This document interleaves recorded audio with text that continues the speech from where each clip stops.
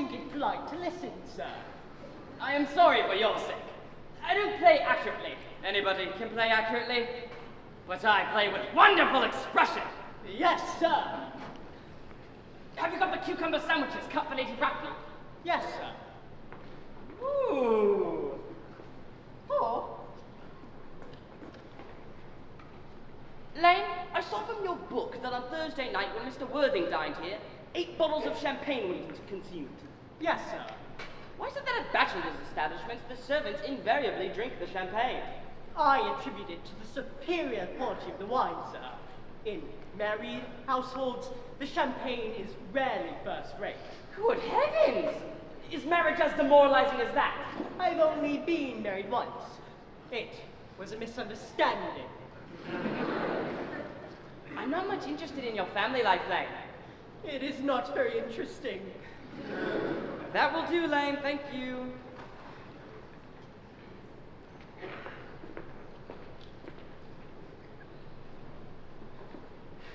Eating as usual, I see, Algy. My dear Ernest, where have you been since last Thursday? Oh, in the country. What on earth do you do there? Well, when one is in town, one amuses oneself. When one is in the country, one amuses other people. Now, why all of these cups? Why the cucumber sandwiches? Who is coming to tea? Oh, merely Aunt Augusta. And Gwendolyn. Ooh, how perfect in life. The way you flirt with Gwendolyn is perfectly disgraceful. It's almost as bad as the way Gwendolyn flirts with you. I am in love with Gwendolyn. In fact, I have come expressly to propose to her. Please, do not touch the cucumber sandwiches. They were ordered specially for Aunt Augusta. You've been eating them. She is my aunt. Have some bread and butter. It's for Gwendolyn. She is devoted to bread and butter. I am devoted to her.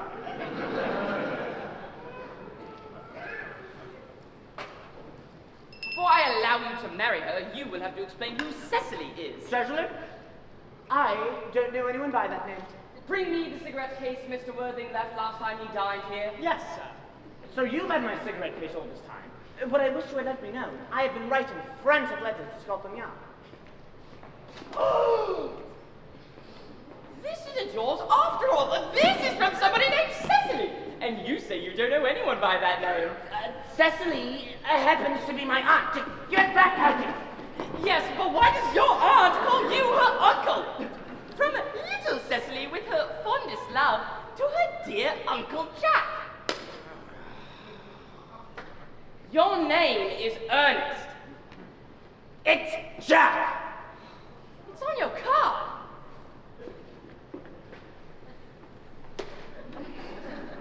Mr. Ernest Worthing, B4 the Albany.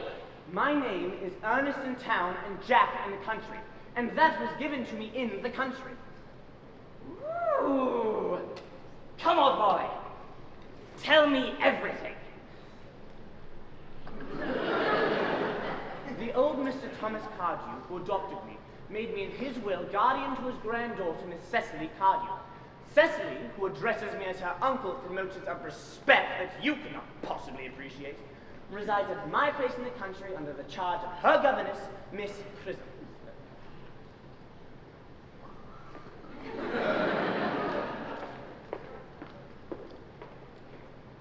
So why are you Ernest in town and Jack in the country? Well, as a guardian, one requires a high moral tone. And as a high moral tone is hardly any fun, in town I pretend to have a wicked younger brother named Ernest, who gets into the most dreadful scrapes. That, my dear Algy, is the whole truth, pure and simple. The truth is rarely pure and never simple.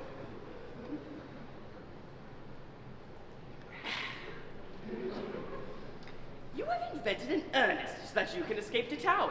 I have invented an invalid named Bunbury so that I might escape my obligations. If it weren't for Bunbury's bad health, for instance, I would not be able to dine with you tonight, for I have had plans with Aunt Augusta for more than a week. You had better dine with your aunt. I have no intention of it. I dined there on Monday, and once a week is quite enough to dine with one's relations. If Gwendolyn accepts me, I shall kill Ernest. Cecily is a little too interested. And I advise you do the same.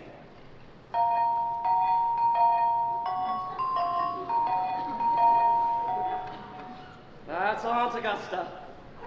Now, if I get her out of the way for long enough so that you can propose to Gwendolyn, might I dine with you tonight? I suppose. Lady Bracknell and Miss Fairfax. Good afternoon, dear Algernon. I hope you are behaving very well. I'm feeling very well, Aunt Augusta. That's not quite the same thing. I'll have a cup of tea and one of those nice cucumber sandwiches you promised. Certainly. Oh, good heavens! Jane, where are all the cucumber sandwiches? I ordered them specially. There were no cucumbers in the market, sir. No cucumbers? No, sir. Not even for ready money. That will do then. Thank you, sir. I am greatly distressed, Aunt Augusta, about there being no cucumbers. And I am afraid I cannot dine with you tonight.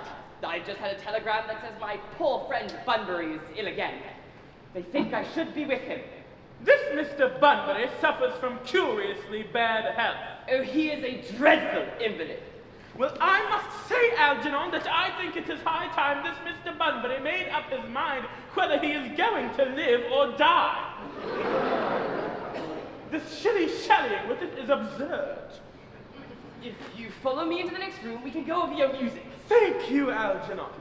Gwendolyn, accompany me. Certainly, Mamma. Charming day, Miss Fairfax. Oh, don't talk to me about the weather, Mr. Worthy. Whenever people talk to me about the weather, I feel quite certain that they mean something else. Well, I do mean something else. I thought so. I would like to take advantage of Lady Bracknell's temporary absence. Please do. Mamma has a way of coming back suddenly into a room that I've often had to speak to her about. Well, Miss Fairfax, ever since I first met you, I have admired you more than any girl I've ever met since I met you. I am quite aware. I have always had an irresistible fascination with you. We live in an age of ideals, and my ideal has always been to love someone named Ernest. That name inspires absolute confidence. Ernest, I am destined to love you. You really love me? Passionately. Yes, but suppose my name were something else. I don't think this name suits me at all. It is a divine name. It produces vibrations. Yes, but I think Jack, for instance, is a much nicer name. Jack does not thrill. It produces no vibrations. I do like your vibrations. Oh, I must be christened at once. We must be married at once. Married? Well, you know that I love you. I adore you, Mr. Worthing. What have you got to say? Will you marry me? Of course I will, darling. Mr. Worthing! Rise from the semi-recumbent posture! It is most indecorous. Mamma! I must beg you to leave. Mr. Worthing has not quite finished yet. Finished what? I am engaged, Mamma. You are not. When you do become engaged, I will inform you of the fact. Wait for me in the carriage. Mamma! The carriage, Gwendolyn! Yes, Mamma.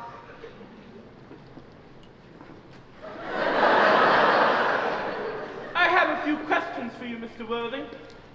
Take a seat. No, thank you, Lady Bracknell. I prefer standing.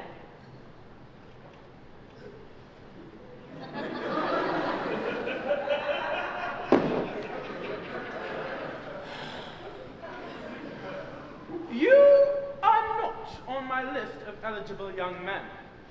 I am, however, prepared to enter your name should your answers be what a really affectionate mother requires. Do you smoke? Well, yes. Good! A man should always have an occupation. How old are you? 29. A very good age to be married. What is your income? between 7,000 and 8,000 a year. That is satisfactory. Now to minor matters. Are your parents living? I have lost both my parents. To lose one parent, Mr. Worthing, may be regarded as misfortune. To lose both is carelessness. Who was your father? He was evidently a man of wealth. I am afraid I don't actually know who I am by birth. I was, well, found. Found? Yes. The late Mr. Thomas Cardew, an older gentleman of a very kind and charitable disposition, he found me and gave me the name of Worthing because he happened to have a first-class ticket to Worthing in his pocket at the time. Where did this charitable gentleman with the first-class ticket find you? In a handbag. A handbag? It was a somewhat large, black leather handbag with handles to it. Where did he encounter this handbag? In the cloakroom at Victoria Station. It was given to him in mistake for his own. I am bewildered. To be found in a handbag, whether it had handles or not, can hardly be regarded as basis for a recognized position in good society. What then would you advise me to do? I would do anything to ensure Gwendolyn's happiness. Well, I would advise you, Mr. Worthing, to produce one parent of either sex before the season is over. I can produce the handbag. I have it at home. You can hardly imagine that Lord Bracknell and I would allow our only daughter to marry into a cloakroom and form an alliance with a parcel! Good morning.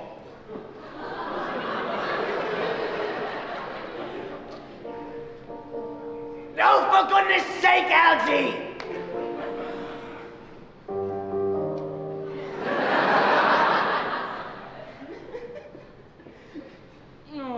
Did Gwendolyn refuse you? She is always refusing people. As far as Gwendolyn is concerned, we are engaged. Her mother, though, is an unbearable bore. You don't suppose there's any chance of Gwendolyn becoming like her mother in 150 years? All women become like their mothers. That's their tragedy. No man does. That's his. Did you tell Gwendolyn the truth about your name? My dear fellow, the truth isn't the sort of thing one tells to a girl. What about your brother, the profligate Ernest? He'll die by the end of the week. But I thought you said Miss Cardew was a little too interested in Ernest. Won't she feel his loss? Cecily isn't some silly romantic girl. She has got a capital appetite, enjoys long walks, and pays no attention at all to her lessons. I'd rather like to meet her. I will take great care that you never do. She is excessively pretty at only just 18. Does Gwendolyn know you have an excessively pretty young ward? Cecily and Gwendolyn will be great friends, I'm sure. Why, I bet you anything that half an hour after they've met, they'll be calling each other sister. Women only do that when they've called each other a lot of other things first. Miss Fairfax. Gwendolyn, darling. Ernest! From Mamma's reaction, I fear we may never be married. But nothing that she says can possibly alter my devotion to you. The story of your romantic origin has stirred the deeper fibers of my nature. What is your address in the country? The Manor House, Woolton, Hertfordshire. It may be necessary to do something desperate. I will communicate with you daily. I will see Miss Fairfax out. Yes, sir.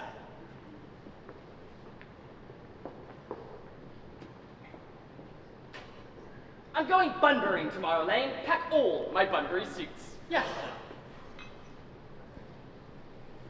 sir. Tomorrow will be a fine day, Lane. It never is, sir.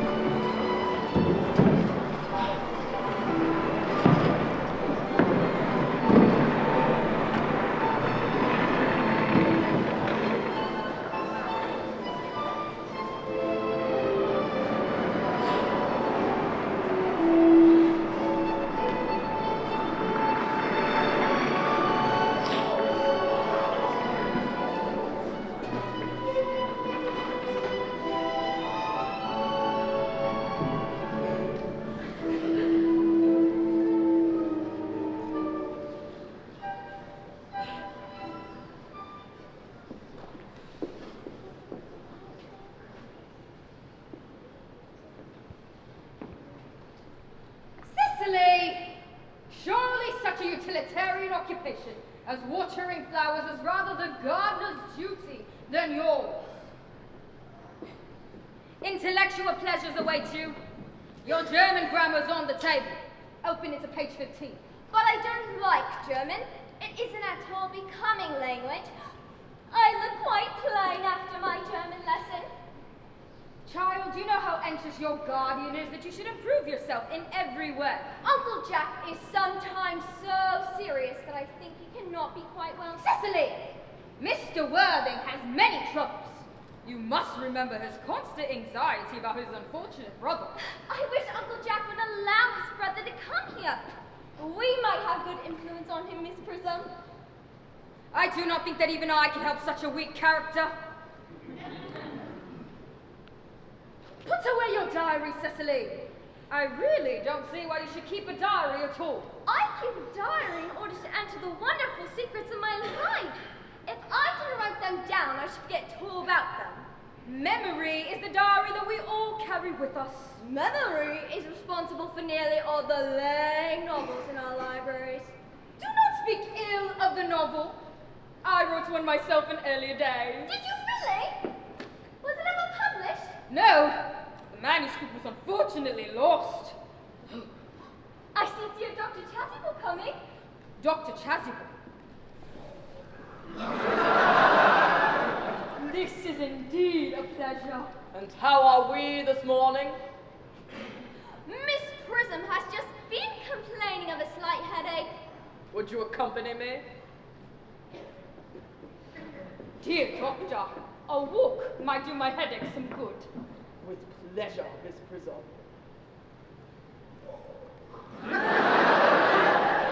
Cecily, please read your political economy in my absence.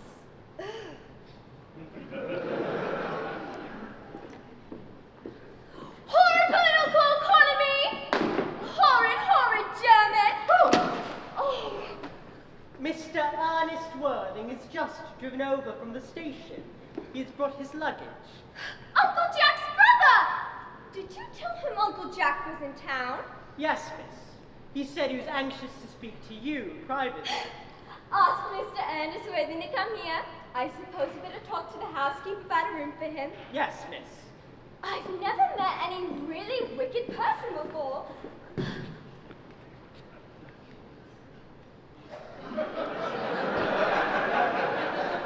You are my cousin Cecily, I'm sure. You, I see from your card, are Uncle Jack's brother, my wicked cousin Ernest. Oh, I'm not wicked at all. Then you've been deceiving us! Have you been leading a double life? Pretending to be wicked and being really good instead? You are quite possibly the prettiest girl I ever saw. Miss Prism says all good looks are snare. They're a snare that any sensible man would like to be caught in.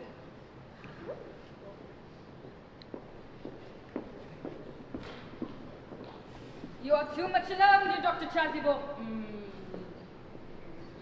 You should get married. By persistently remaining single, a man converts himself into a public temptation. You're right.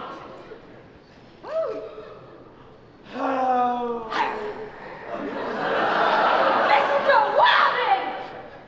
What a surprise! Yes, I've returned much sooner than expected. Dr. Chasuble, I hope you are well. Dear Mr. Worthing, I trust this garb of woe does not betokens of terrible calamity. My brother, Still leading his life of pleasure. dead! Dead! Dead! What a lesson for him! Were you with him at the end? No, he died abroad, in Paris. I received a telegram last night. Was the cause of death mentioned? A severe chill. I will mention this tragic affliction on Sunday. My son, the man in the wilderness, can be adapted to almost any occasion. Christenings, confirmations, and funerals. Christenings? I would like to be christened this afternoon if you're available. But surely you're christened already. Well, I don't remember anything about it. Unless you think I'm a little too old now. Not at all. At what hour would you wish the ceremony be performed? What, 5:30 do? Admirably. This is an extremely obvious blessing. Uncle Jack, I am pleased to see you back.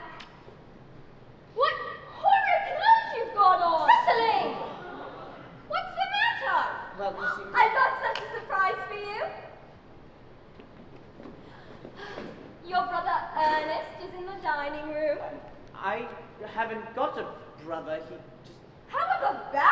may behave, he is still your brother. I'll bring him out. What joyful tidings! Especially after we had all been resigned to his loss. Oh, good heavens!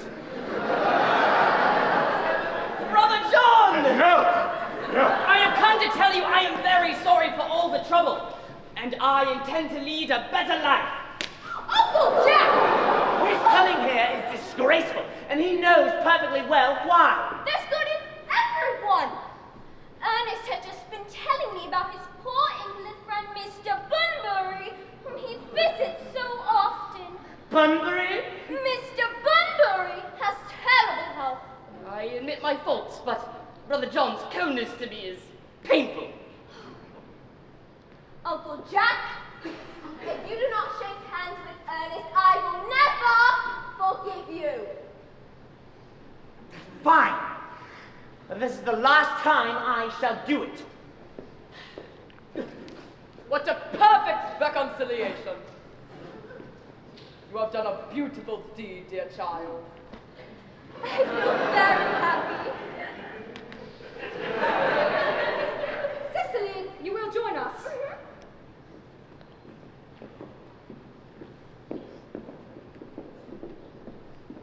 You scoundrel, Algy! You will leave here at once now!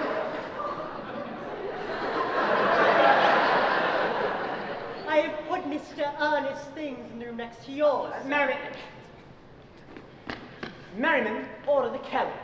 Mr. Ernest has been suddenly called back to town. Yes, sir. Well, Cecily's a darling. Oh, don't talk of Miss Cardew like that. I don't like it. Well, I don't like your clothes. It's perfectly ridiculous to be in such mourning for a man who's actually staying as your guest. Oh, you are certainly not staying as my guest. You will catch the train and return to town. This Bunburying has not been a success. It has been a great success.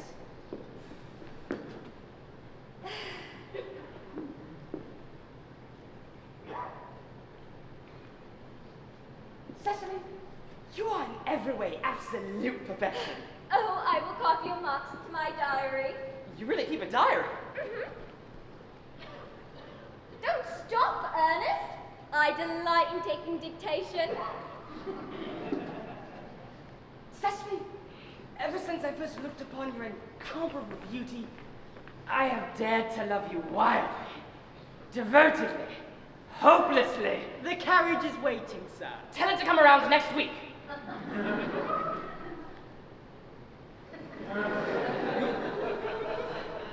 Uncle Jack would be very annoyed if he knew you were staying till next week. Oh, I don't care about anyone but you. I love you, Cecily.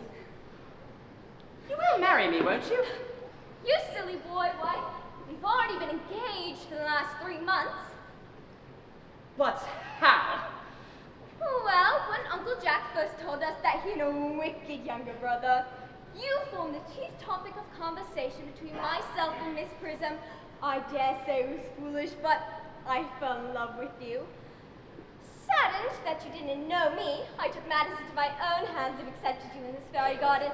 The next day, I bought this little ring and promised you I'd always wear it. I gave you this? It's very pretty. You've wonderfully good taste. What a perfect angel you are, Cecily.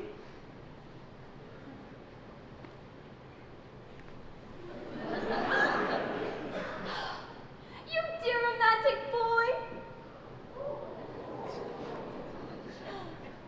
It's always been a dream of mine to love an Ernest. So you could not love me if I had another name? Say Algy. I might respect you, Ernest, but I can give you my undivided attention. I do like your undivided attention. Your rector here is thoroughly practiced in the rites of the church. Dr. Chazzy was the most learned man. I must see him at once, and the most important christening. I'll be back in no time.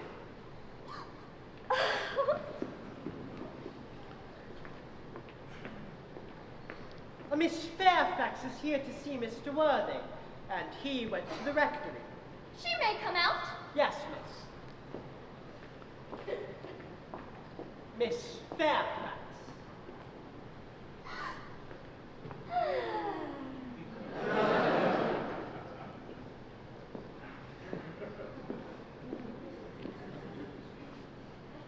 Hello, I'm Cecily Cardew. What a very sweet name. Something tells me we're going to be great friends. My first impressions of people are never wrong.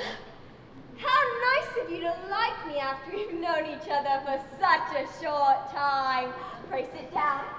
I may call you Cecily, may I not? Oh, with pleasure. And you will always call me Gwendolyn, won't you? If you wish.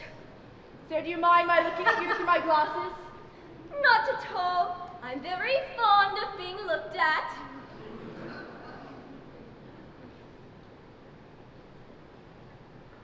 You are here on a short visit, I hope. Oh no, I live here. Really? Your mother, no doubt, who resides here also? My dear guardian, with the assistance of Miss Prism, look after me. I'm Mr. Worthing's ward. Oh! He grows more interesting hourly. I am very fond of you, Cecily. I have liked you ever since I met you. But now that I know that you are Ernest's ward, may I speak candidly? Pray do. Whenever one has anything unpleasant to say, one should always be quite candid. Cecily, I wish you were fully 42 and played for your age. Did you say Ernest? Yes? Oh, it's not Mr. Ernest Worthing who's my guardian. It's his elder brother. Ernest never mentioned he had a brother. They've not been on good terms. It is not Mr. Ernest Worthing who is your guardian. No, in fact, Mr. Ernest Worthing and I are engaged. Mr. Ernest Worthing is engaged to me. Oh! But he proposed to me exactly 5 minutes ago. He asked me yesterday at 5:30. I have the prior claim. Well, since he has proposed to you, he has clearly changed his mind. Oh! Gwendolyn, darling! Ernest! Are you engaged to be married to this young lady? To dear little Cecily? Of course not. You may. I knew there must be some misunderstanding, Miss Fairfax. This is my guardian, Uncle Jack. Jack! I can explain. My love! A moment! Are you engaged to this young lady? Gwendolyn! Miss Cardew, this gentleman is my cousin, Mr. Algernon McCree. Algernon? Is your name really Jack? Yes! A gross deception has been practiced on both of us. My poor wounded Cecily! My sweet wrong sister. Mr. Worthing, where is your brother Ernest? We are somehow both engaged to him. I'm afraid I don't have a brother at all. Cecily, I'm afraid neither of us is engaged to be married. How unpleasant!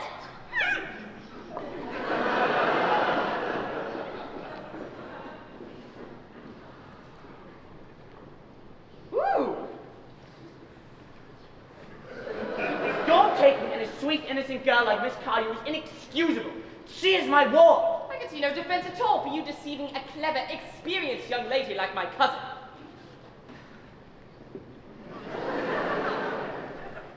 How can you just sit there, calmly eating muffins when we're in this horrible trouble? Well, I can't eat them while agitated. Oh!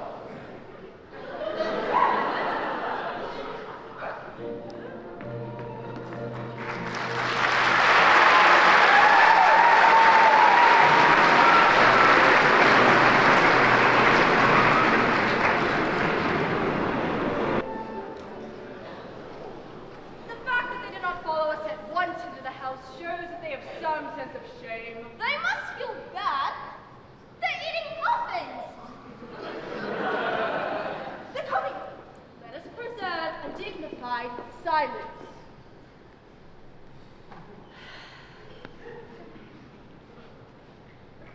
Mr. Moncrief, why did you pretend to be my guardian's brother?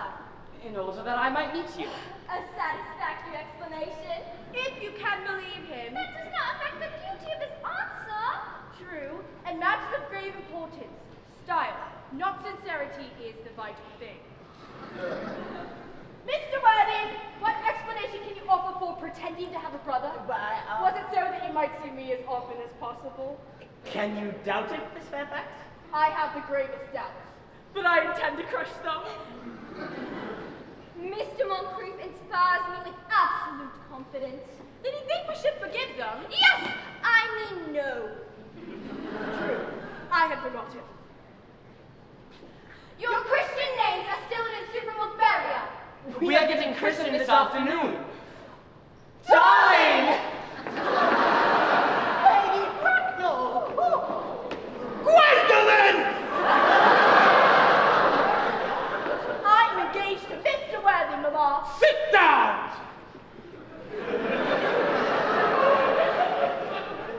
All contact between yourself and my daughter must cease immediately. We are engaged to be married, Lady Bracknell. You are nothing of the kind, dear.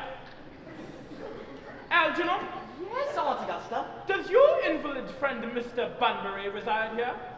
Oh, no. Bunbury is dead. Dead? When? Well, I killed Bunbury this afternoon. I mean, poor Bunbury died this afternoon. What did he die of? Oh, he was quite, exploded.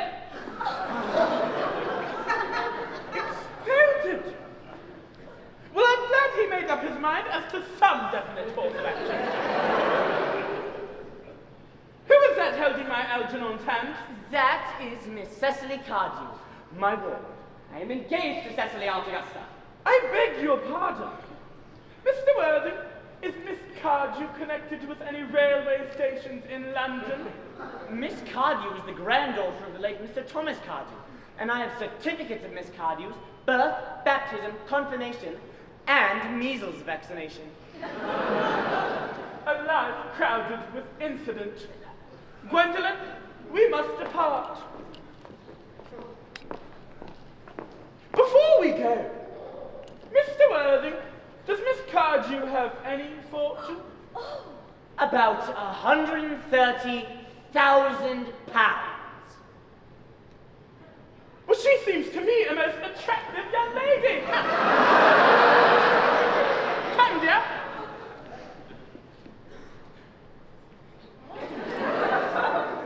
Your dress is sadly simple. Your hair appears as nature's left it. We can alter all that. Algernon, Yes, Aunt Augusta. there are distinct social possibilities in her profile. Cecily is the prettiest, dearest, most beautiful girl in the whole world. And I don't care 2 pence about social possibilities. Never speak disrespectfully of society, Algernon. Only those who can't get into it do that.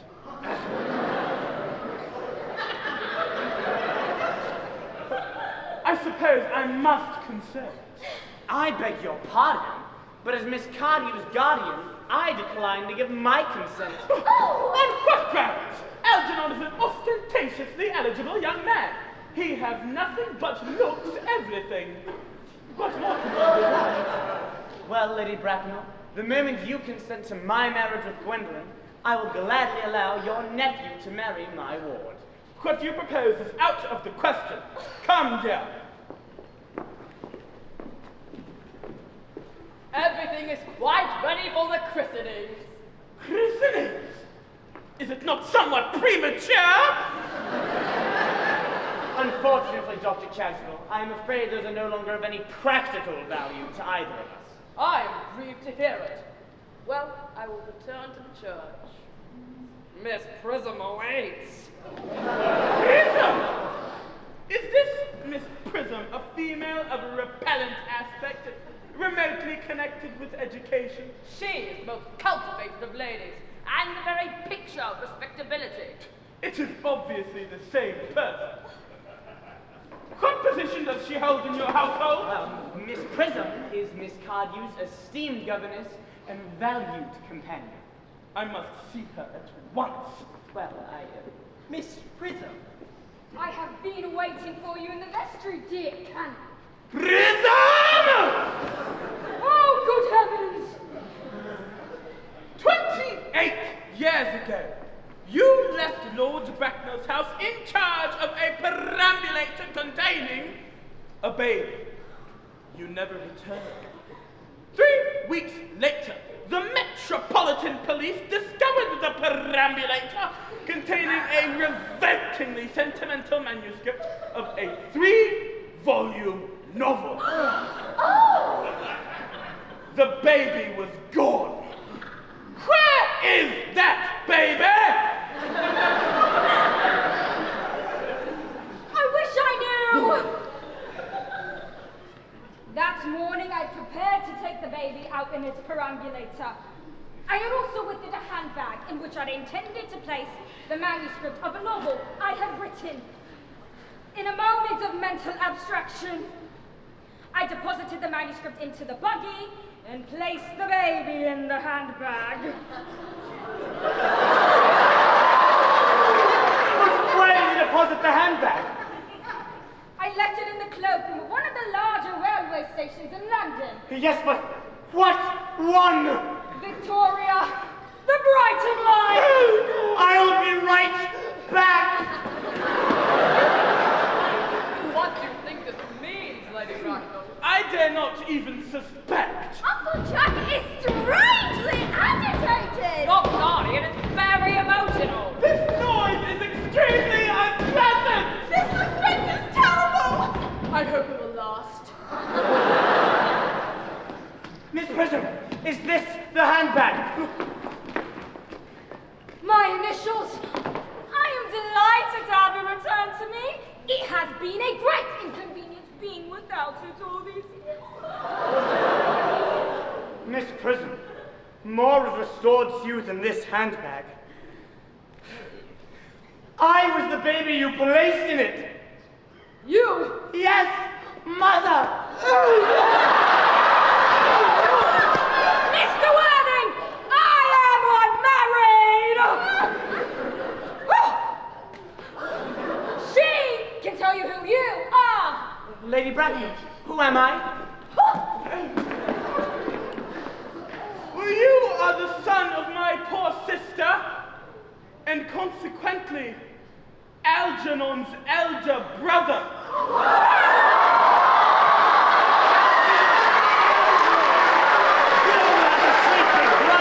With more respect from now on. My own! But what is your Christian name, now that you've become someone else? Aunt Augusta, what name was I given?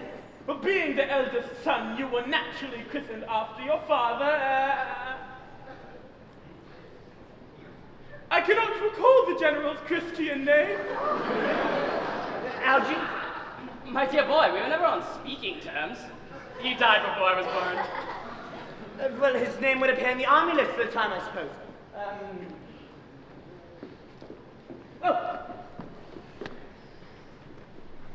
Moncrief. Lieutenant 1840. Generals 1869. Christian names. Ernest John.